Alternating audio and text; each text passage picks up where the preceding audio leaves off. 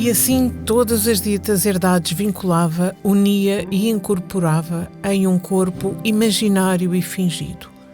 E que todo fosse um e não se pudesse partir nem dividir em nenhum tempo do mundo, por nenhum administrador, enquanto o mundo durasse. E assim, como a unidade, por direito, não se podia dividir.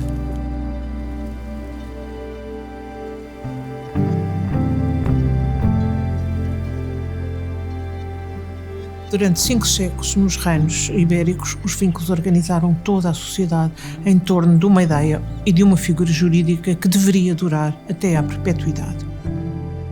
O vínculo cristalizava obrigações, códigos de conduta aos sucessores do fundador, impedia a alienação da propriedade e projetava a continuidade da memória, da identidade e do poder. Cada vínculo era um contrato com os antepassados, cujo incumprimento levaria à perda da administração e do património. Como explicar este fenómeno? Porquê estudá-lo? Qual o impacto real na organização de gente, paisagens e mentalidades ao longo dos séculos? O projeto Vínculo procurou explorar estas questões ao conceptualizar e explorar o fenómeno vincular nas sociedades pré-modernas da Europa do Sul, desenvolvendo um novo paradigma analítico para a sua interpretação e abrindo o tema à historiografia internacional.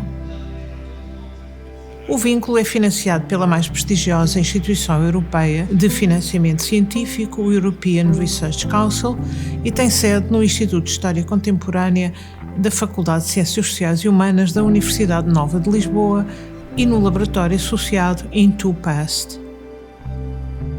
O documentário que estão a ver registra a história de um projeto de investigação científica em História. Este é um percurso de descoberta da riqueza da diversidade que existiu no passado, em prol de um presente e de um futuro mais plurais e mais conscientes de si mesmos.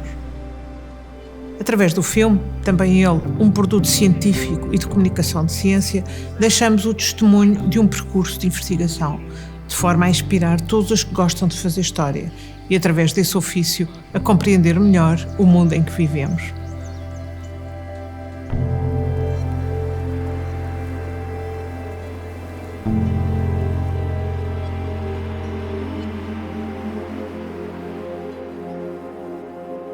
Resolvi candidatar-me ao IRC porque era um desafio científico, um desafio organizacional e também a possibilidade de ganhar uma quantidade significativa de dinheiro que permitisse manter uma equipa e fazer uma investigação focada.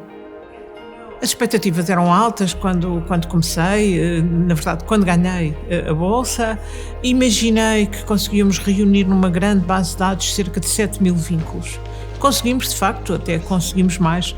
Foram muitas as dificuldades, aos poucos superadas, algumas nem tanto, mas isto é um trabalho em progresso. Mas entre as dificuldades, mencionaria a questão arquivística, as dificuldades de acesso ao arquivo, as descrições não muito generosas.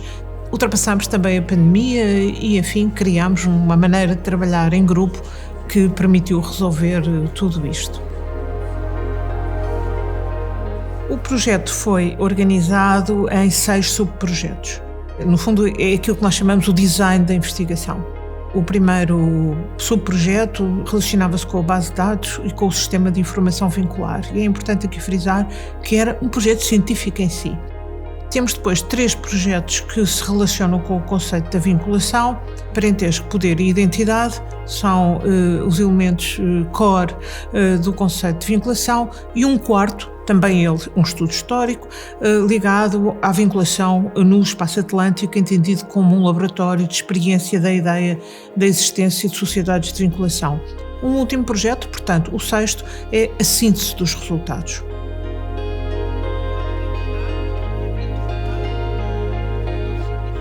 Para além da estrutura, também é importante frisar que no projeto houve um conjunto de premissas de base marcantes. A primeira é que iríamos realizar um trabalho de história-problema, em homenagem a Marc Bloch, tal como está escrito no site, e todos os que trabalham na senda dele, insistir na construção de conceitos, no conhecimento da historiografia, na crítica das ideias e na construção de uma história interrogativa e não descritiva.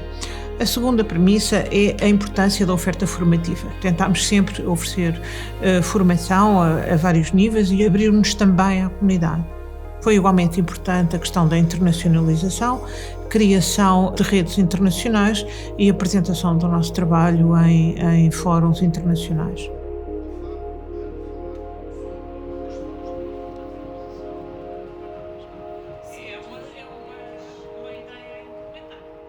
O projeto começou pelo levantamento documental estruturado a partir do conhecimento e do estudo das instituições que produziram a documentação e não meramente das listas do que nós encontramos nos arquivos.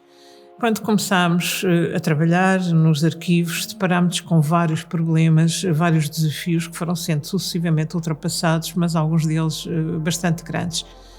Tem a ver, por um lado, com o estilhaçamento da paisagem documental, que foi preciso reconstruir, mas também com várias dificuldades de descrição que nós encontramos em grandes massas arquivísticas de instituições de antigo regime.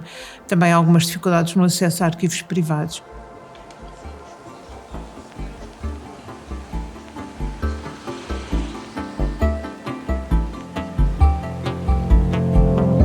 Criar e manter uma base de dados arquivística significa, antes de mais, representar a meta-informação descritiva segundo procedimentos que estão padronizados nas normas internacionais, para conferir inteligibilidade a essa mesma informação e para facilitar o acesso aos dados.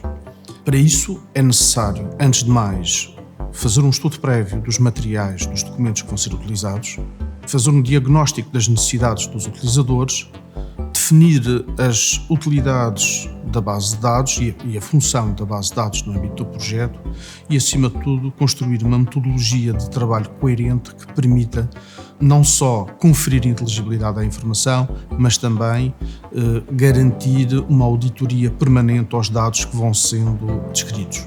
A base de dados do vínculo assenta nestas premissas e pretende, acima de tudo, reconstituir virtualmente os arquivos dos vínculos, morgadios e capelas entendidos como corpos sociais entre os séculos XIV e XVII, precisamente para representar uma informação que hoje é uma fonte documental, mas que no seu tempo, no seu contexto genésico de produção da informação, funcionou como um instrumento de gestão desses mesmos morgadios. Utilizamos o Atom, que é um acrónimo de Access to Memory, que é uma plataforma open source que tem as normas internacionais devidamente incorporadas e que permite reconstituir os contextos de produção, descrevendo os documentos, ligando-os aos produtores desses documentos e também aos vínculos. A interligação entre estes três módulos é complementada pela possibilidade de criação de indexação tipológica, topográfica e temática desses mesmos registros, permitindo ou oferecendo ao utilizador uma vasta panóplia de pontos de acesso. Com isto, um dos grandes objetivos foi, efetivamente, construir a base de dados para os estudos históricos, para as análises e as problematizações historiográficas que foram desenvolvidas no âmbito do projeto. É natural que uma base de dados com esta dimensão, com mais de 90 mil registros, obriga à criação de uma metodologia de trabalho que é acompanhada permanentemente pela investigadora responsável do projeto, no sentido de conferir a máxima objetividade à descrição arquivística e a neutralidade dos criadores desses registros. E para isso criamos uma matriz, logo no início do projeto, uma matriz de procedimentos descritivos que foram sendo atualizados ao longo do projeto, mas que atingiram a sua plenitude no trabalho, nas fases em que estiveram a trabalhar o Fábio Duarte, Teresa Oliveira e a Mafalda Lopes, mas também uma metodologia de correção da base de dados, de uma auditoria permanente, garantindo a autenticidade e a fiabilidade dos dados que nós pretendemos transmitir para a comunidade científica. Quanto à base de dados, há duas ou três coisas que eu gostaria de sublinhar. Em primeiro lugar, nós tentámos fazer uma metabase e não uma metafonte, no sentido em que esta base foi estruturalmente trabalhada. Usando uma expressão muito relevante neste contexto de ideias, ela é uma base de obtidos e não uma base de dados obtidos através do trabalho crítico do historiador. Em segundo lugar, foi muito relevante para nós incluirmos a informação sobre o percurso da documentação, sobre o que se chama a transmissão documental, de forma a que se possa saber exatamente de onde vieram os documentos. Por fim, eu queria salientar o grande trabalho de correção histórica que foi feito a par do grande trabalho de correção arquivística de que falou o Abel Rodrigues. Este trabalho de correção histórica valeu-se imenso da boa vontade e do afinco do trabalho e do entusiasmo dos chamados basistas, que me enviavam os documentos, recebiam um feedback sobre a validade deles para a investigação, pesquisavam novamente, recorríamos por vezes a investigadores externos, como a doutora Margarida Leme, para nos fazer verificações e, num conjunto vasto de interações, tentámos alcançar uma informação histórica o mais depurada possível e que correspondesse aos objetivos do projeto, não causando distorções na amostra. Em paralelo aos levantamentos documentais, fomos construindo o guia do Sistema de Informação Vincular. O que é isto? É a ideia de que qualquer base de dados deve ter um companheiro, digamos, um vade-mecum, que explique de onde vem a informação no âmbito da sua produção institucional.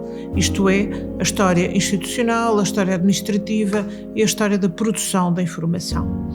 Em termos práticos, isto obriga à organização de 3 módulos.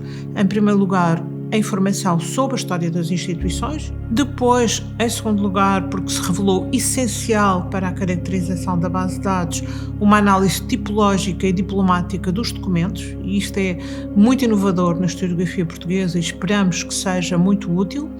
E, por fim, fizemos também um levantamento da legislação régia e da legislação eclesiástica que conformava a instituição vincular.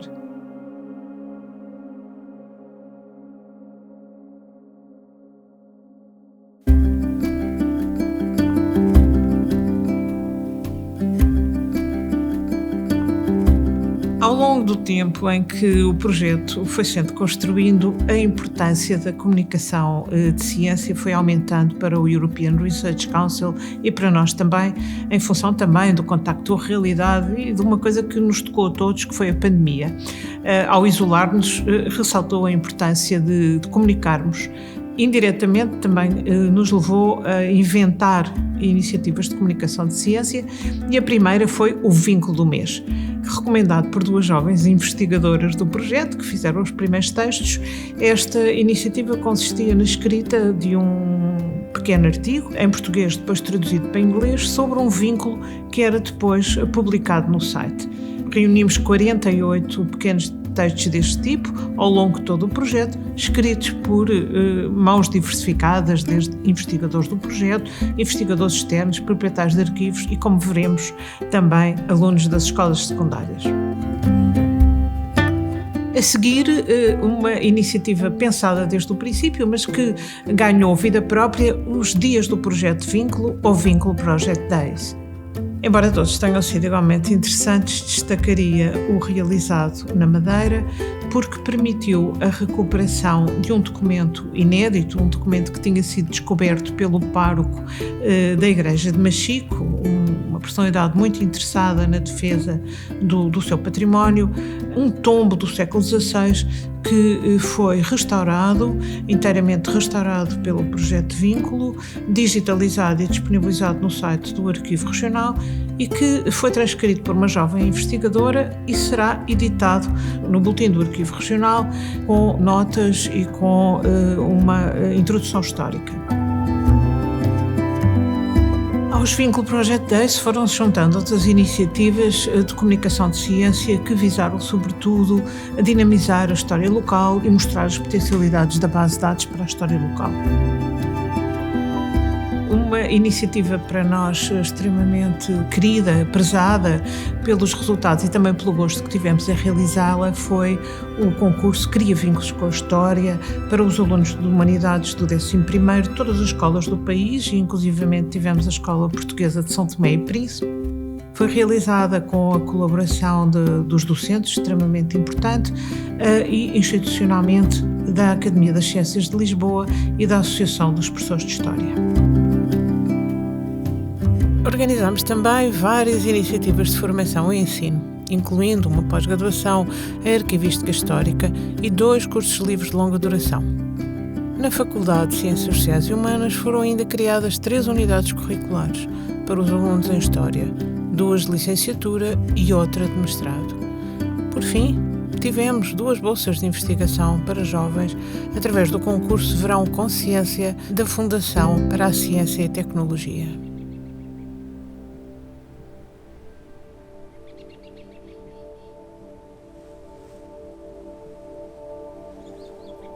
Foram também realizadas ou estão em preparação 3 teses de mestrado, um doutoramento em cotutela internacional na École des Chartes, uma instituição arquivística muito relevante que tem colaborado com o projeto em diferentes instâncias, e agora é também importante referir que, em função da colaboração com o outro projeto europeu, Iberland, há uma tese de doutoramento em co-orientação sobre os vínculos em Cabo Verde.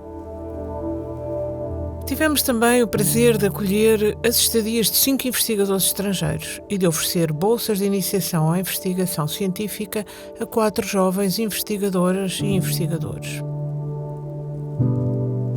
Sendo um projeto científico, foi extremamente importante desenvolver uma rede internacional de investigação que foi consolidada em todos os aspectos através da participação e da organização de reuniões científicas.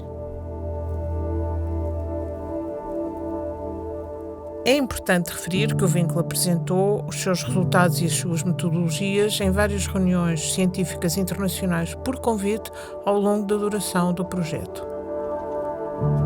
Gostaria de referir também o seminário de investigação sobre a relação entre a vinculação e a gestão por escrito da memória e dos bens.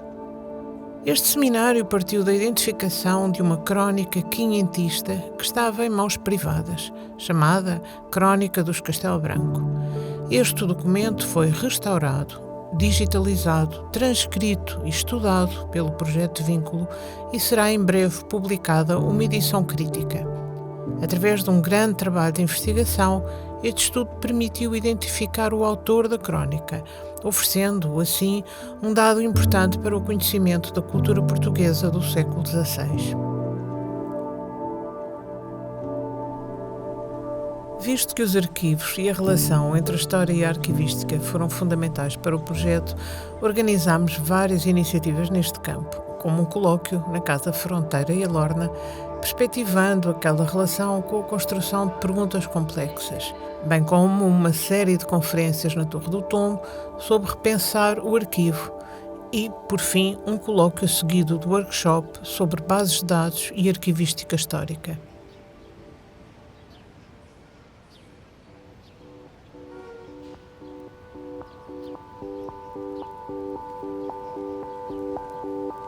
O diálogo e a construção de conhecimento em rede foram essenciais para o desenvolvimento de 4 estudos históricos, cada um deles tendo correspondendo a um livro.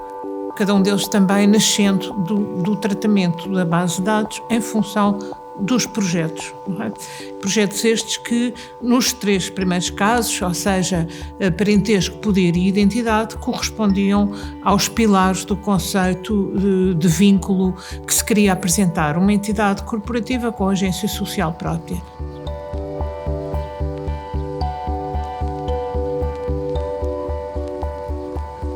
A minha investigação foi sobre a dimensão do parentesco, dos vínculos. Na documentação dos vínculos nós vemos que, na grande maioria das vezes, os fundadores designavam como administrador do vínculo, como herdeiro da instituição, um parente de sangue e, ao mesmo tempo, estabeleciam mecanismos de recrutamento do sucessor, do administrador, pensado sempre num horizonte de perpetuidade, através do parentesco de sangue. Normalmente privilegiando os filhos e, dentro dos filhos, os homens e os filhos primogênitos. Portanto, o parentesco é uma das componentes intrínsecas ao funcionamento dos vínculos, suportando-se mutuamente. Os vínculos existem porque há redes de parentes e, ao mesmo tempo, as redes de parentesco são fortalecidas pela existência do vínculo. A investigação que desenvolvi permitiu construir algumas ideias para interpretar estas questões. Por um lado, percebi que os vínculos tiveram uma ação nas estruturas de parentesco que foi a de definição do que acabei por chamar os polos quentes, ou seja, não se trata de englobar todo o horizonte de parentes dentro do vínculo, mas definir um perímetro que é chamado a administrar o vínculo e a estar, digamos assim, dentro do seu horizonte de mando. E esses polos quentes eram projetados perpetuamente, uma sucessão vertical, mas constantemente apoiadas por um conjunto de parentes que estavam nas margens. Por outro lado, os vínculos caracterizavam-se por não só definir esses polos quentes, mas definir regras, perfis, valores que se impunham a esse grupo de parentes. E o modo como essas relações funcionavam era muito diferente daquilo que nós hoje em dia definimos como deve ser a família. Eu propus que se pensasse isto através de um conceito, que é a hierarquia corporativa da desigualdade, ou seja, que nos vínculos, relações de autoridade, seja autoridade entre gerações, neste caso entre o fundador e os descendentes, autoridade por ordem de nascimento, neste caso corporizada pelo primogênito face aos seus outros irmãos, e autoridade também de género, porque eram instituições primordialmente patriarcais, portanto todo este conjunto de mecanismos faziam parte integrante do funcionamento dos vínculos e necessitam de ter um olhar antropológico para ser compreendidos, porque são radicalmente opostos ao que hoje nós entendemos serem as características do espaço familiar.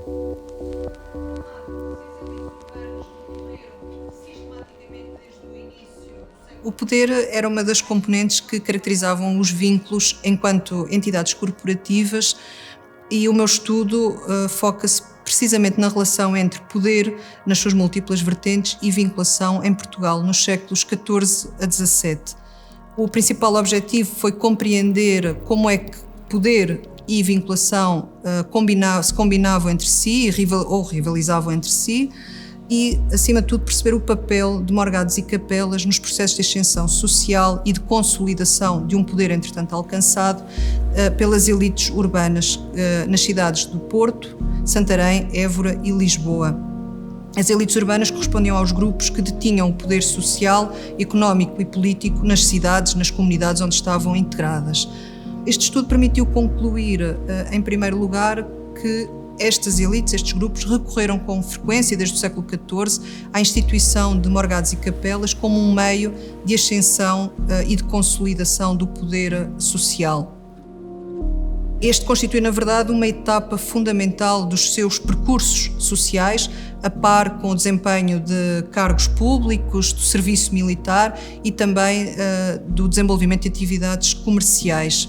Verificando-se o facto que os mercadores, por exemplo, recorreram muito frequentemente à instituição de vínculos para poderem alcançar a nobilitação. A instituição de vínculos permitiu às elites manifestar ou expressar o seu poder através do investimento em capelas, muitas delas sumptuosas, na utilização do apelido e das armas de família e também da comemoração dos antepassados através da celebração de encargos pios, como uma forma de reconhecimento do seu papel no percurso social da família e dos seus descendentes. E a verdade é que isso fica muito bem expresso nos documentos de instituição, quando os fundadores indicam de forma clara que instituem aquele vínculo, aquela capela ou aquele morgado, com o objetivo de engrandecer o Estado, a honra e o poder da sua família e dos seus descendentes.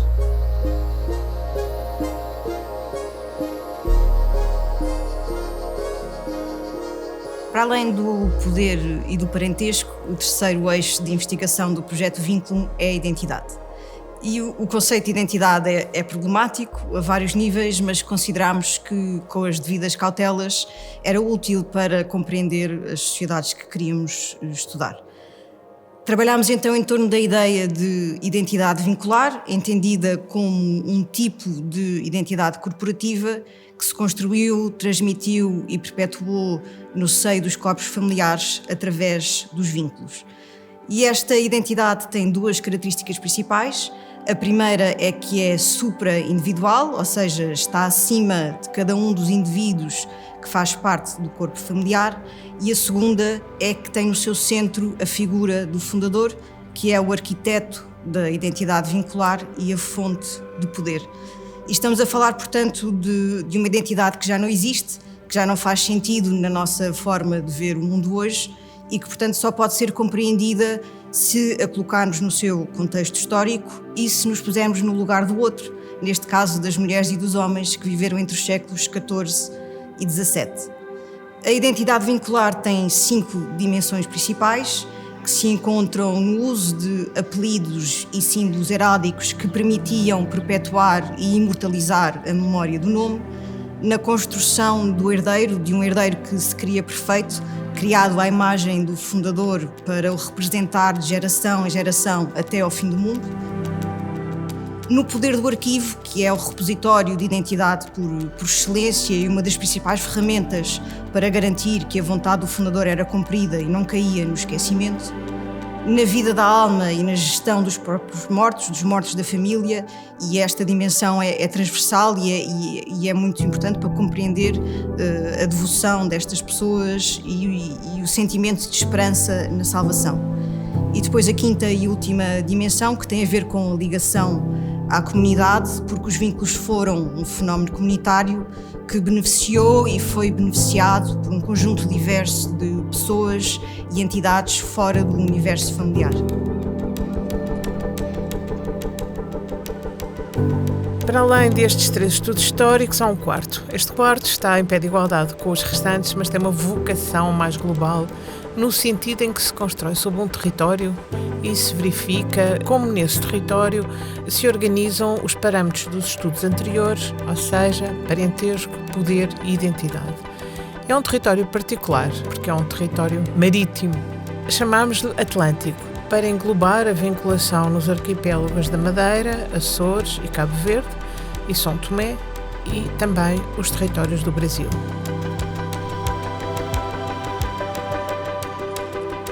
Este é um livro coletivo realizado por investigadores do projeto, o Artur Corvelo, o Miguel Geraldes Rodrigues, a Teresa Oliveira e a Rita Nóvoa, e pela Ana Madalena Trigo de Sousa, uma investigadora associada com imenso gosto a partir da colaboração com o Centro de Estudos de História do Atlântico e com o Arquivo e Biblioteca da Madeira. A colaboração com o Arquivo e Biblioteca da Madeira foi, de facto, muito frutífera a vários níveis. O vínculo restaurou documentos tutelados pelo arquivo e este disponibilizou ao projeto centenas de descrições arquivísticas que foram essenciais para a elaboração do livro e para a presença da Madeira na base de dados.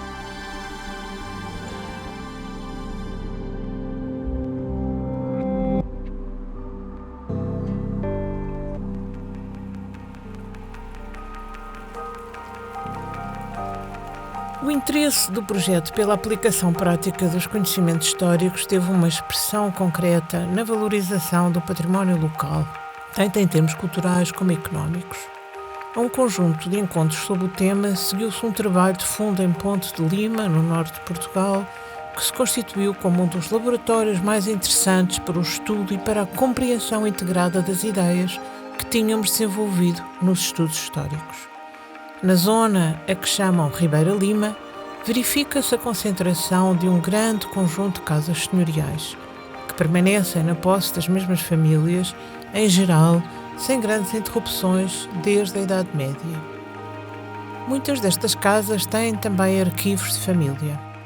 O vínculo estabeleceu uma primeira relação com Ponte de Lima através dos Vinculum Project Days, a terceira sessão destes encontros foi feita lá, e de um seminário internacional que reuniu especialistas sobre a vinculação. Cerca de um ano depois, realizámos um evento chamado Vínculos com a História, à descoberta das casas históricas da Ribeira Lima. O objetivo deste evento foi abrir várias casas históricas ao público durante 2 fins de semana, com uma experiência excepcional das visitas serem guiadas pelos proprietários. Quisemos também incluir os alunos da Escola Secundária de Ponte de Lima. Isto foi um ponto de honra para nós e um ganho imenso. Lançámos-lhe, portanto, o desafio de se juntarem aos proprietários no acompanhamento dos visitantes. Os alunos que se voluntariaram visitaram todas as casas e receberam formação por parte da equipa do projeto. O evento acabou por reunir um número enorme e nunca até então conseguido de casas históricas, 18, de Ponte de Lima e de Viana do Castelo. Algumas destas, de facto, nunca tinham sido abertas ao público. Ao longo de 4 dias, recebeu cerca de 1.500 visitas.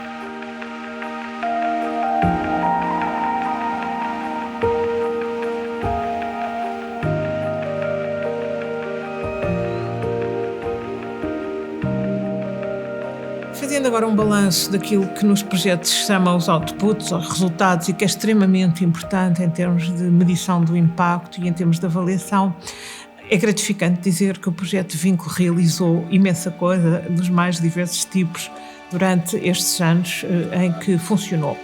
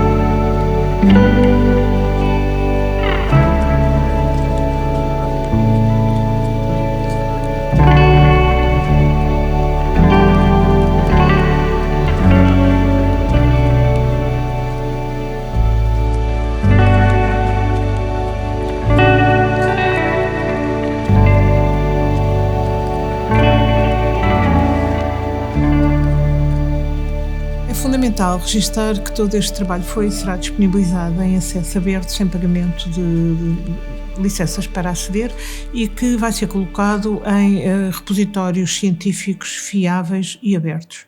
A base de dados, desde logo, tinha sido construída com software open source e foram restaurados, digitalizados, disponibilizados gratuitamente ao público nas plataformas dos arquivos públicos, documentos preciosos, alguns deles em mãos privadas.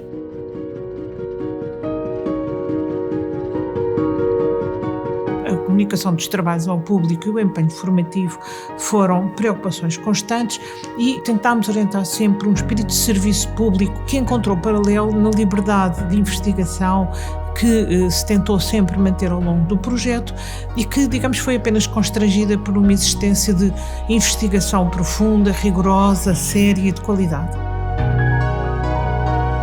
Também é muito interessante dizer que a equipa reuniu investigadores de várias gerações, de várias formações académicas, de várias proveniências e que, nem sempre concordando, conseguimos trabalhar em conjunto.